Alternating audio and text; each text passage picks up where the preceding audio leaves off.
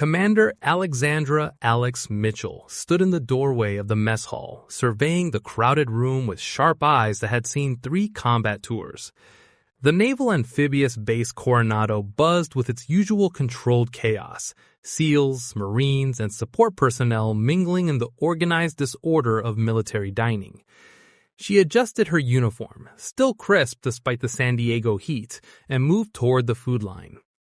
At 34, Alex had earned her trident the hard way, breaking barriers as one of the first women to complete BUDS training after combat roles open to females. Her reputation in certain circles was legendary, but she preferred to let her work speak for itself. This new assignment, taking command of SEAL Team 4, was both an honor and the challenge she embraced. The team didn't know her yet. Command had kept the transition quiet, planning a formal introduction later that afternoon. Alex preferred it this way. She wanted to observe her new unit in their natural habitat before they snapped to attention around her. She collected her tray, nodding politely to the mess staff. The conversations around her were the familiar symphony of military life. Mission details, carefully omitted, replaced with inside jokes and good-natured ribbing. A table of Marines dominated the center of the room, their laughter louder than the rest. "I'm telling you, the intel's solid," one of them said, a sergeant with a high and tight haircut and arms that strained his uniform sleeves. "We're deploying within 48 hours. Alex's ears perked up. Her briefing had mentioned the potential joint operation, but details had been sparse. She moved closer, selecting a seat within earshot while maintaining her anonymity. The mess hall was packed, forcing her to navigate between tightly arranged tables. As she squeezed past a Marine's table, she felt a sharp tug on her ponytail. "Hey, sweetheart, the admin offices are that way," the sergeant said, generating chuckles from his companions. "This section's for operators." She turned slowly, her expression neutral despite the burning irritation. She'd dealt with this before, though less frequently as her reputation spread. Before she could respond, the sergeant waved her off dismissively. "Fuck off, we're discussing actual combat operations here." She raised an eyebrow but said nothing, choosing her battles carefully. In 4 hours, this interaction would take on a very different meaning. She found a seat at a corner table, eating efficiently while reviewing mental notes for the upcoming mission briefing. The intelligence crossing her desk that morning suggested a high-stakes hostage situation developing in a region where she had operated before. American aid workers captured by an insurgent group with ties to larger terrorist networks. The 48-hour window mentioned by the Marine aligned perfectly with her briefing. If the intel was accurate, her first mission commanding SEAL Team 4 would be a joint operation with Marine Force Recon, likely including the sergeant who just pulled her hair. The thought brought a slight smile to her lips as she finished her meal. Alex checked her watch. 3 hours until the formal introduction and mission briefing. She had preparations to make, including reviewing the personnel files of her new team one last time. The dossier showed an exceptional group of operators with impressive combat experience, though none had served under female leadership before. This wouldn't be the first time she'd had to prove herself, and the coming mission would provide ample opportunity. As she disposed of her tray and headed toward the command building, Alex mentally prepared for the challenges ahead, both from the enemy they would soon face and from within the ranks she would lead. The briefing room fell silent as Commander Alexandra Mitchell stood at the front, her presence commanding attention before she spoke a word. The Marine sergeant who had pulled her hair in the mess hall froze in his seat, recognition and horror dawning on his face as she introduced herself as the new commander of SEAL Team 4. His complexion paled visibly when she outlined their joint mission with Marine Force Recon, his unit. "Wheels up at 0400. 4 hostages, all American aid workers being held in this compound," Alex said, pointing to satellite imagery on the screen. "Intelligence suggests a 72-hour execution timeline. Our window is closing." The mission was straightforward but dangerous. A remote compound in mountainous terrain, heavily guarded with civilians in the crossfire. As Alex detailed the insertion plan, she could feel the skepticism radiating from certain team members, particularly Sergeant Reeves, the Marine who dismissed her hours earlier.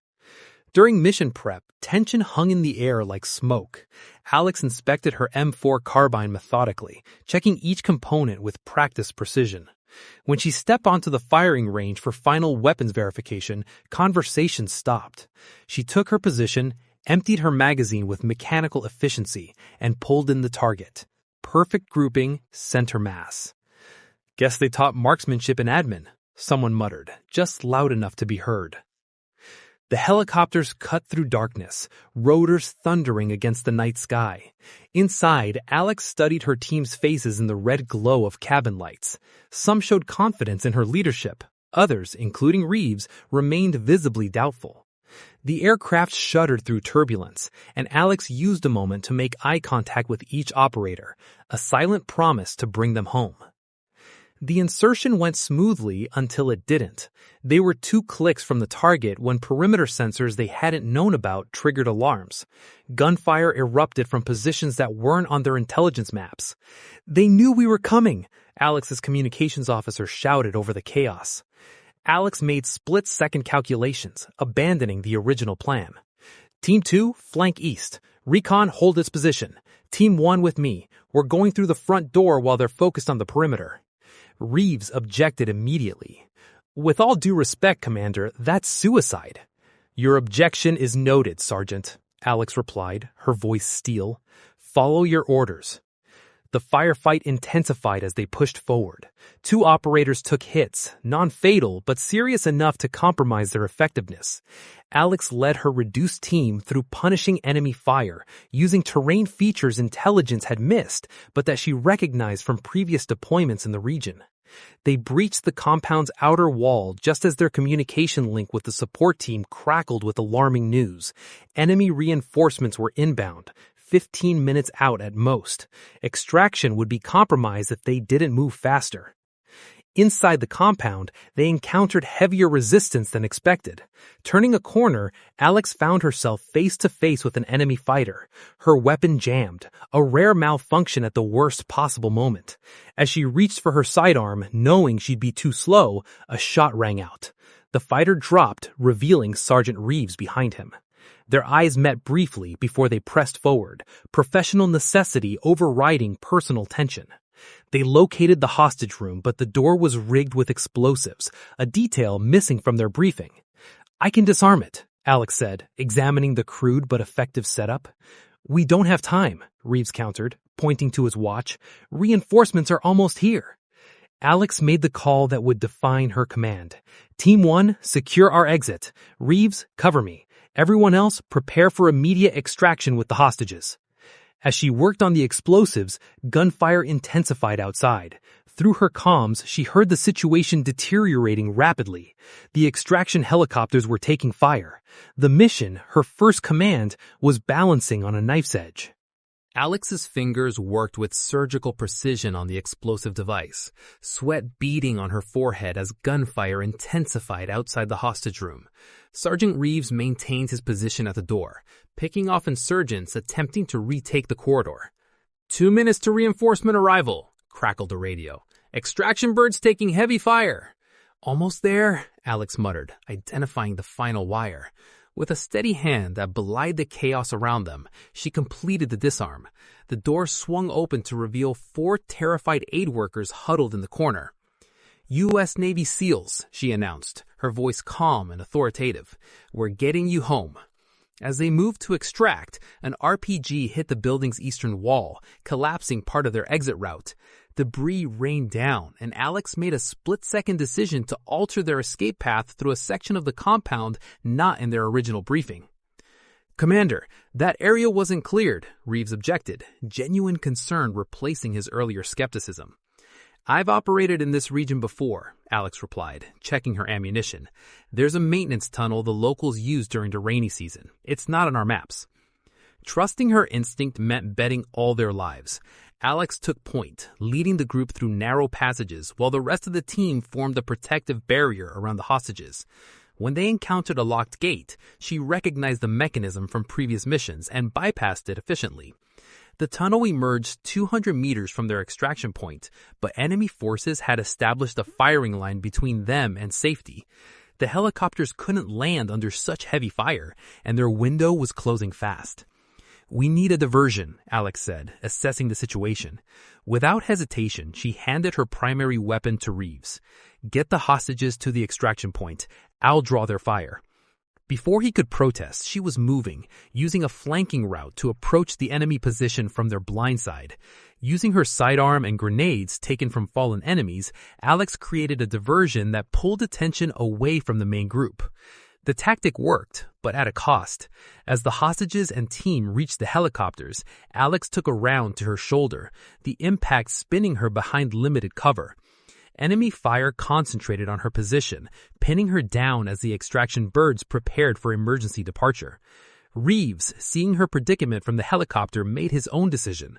Against direct orders to remain with the hostages, he leapt from the aircraft and sprinted toward Alex's position, laying down covering fire that allowed her to make a break for the extraction zone. They reached the helicopter together, diving aboard as it lifted off. Rounds pinged off the fuselage as they cleared the hot zone, both of them breathing heavily on the floor of the aircraft. "That was a direct violation of orders, Sergeant," Alex said, pressing a field dressing to her wound. "Yes, ma'am," Reeves replied, meeting her gaze directly. "I don't leave commanders behind." The return to base brought medical attention for Alex and debriefings that stretched through the night. The mission was classified a success. All hostages recovered, minimal team casualties, intelligence objectives achieved. But within the unit, something more significant had occurred. 3 days later, Alex entered the mess hall to find the usual buzz of conversation. This time, however, the room didn't continue as normal. Conversations paused briefly as operators from multiple units nodded in acknowledgement. Respect had been earned not through rank or reputation, but through blood and decision-making under fire. She collected her food and found an empty table, unsurprised when Sergeant Reeves approached moments later. "Commander," he said formally, standing at attention. "Permission to join you." Alex gestured to the seat across from her. "Granted, Sergeant." He sat, uncomfortable silence stretching between them, until he finally spoke. "I owe you an apology for my conduct before the mission." "You made up for it in the field," she replied simply. "No, ma'am, that doesn't erase it." His eyes met hers directly. "I was wrong and it won't happen again. Not from me, not from my unit." Alex nodded once, acceptance rather than forgiveness. "Actions matter more than words, Sergeant. Remember that for the next mission." As she returned to her meal, Alex noticed other team members watching their exchange. The dynamic had shifted permanently, not because she demanded respect, but because she had proven herself the way all commanders must, by bringing her people home when the odds said otherwise.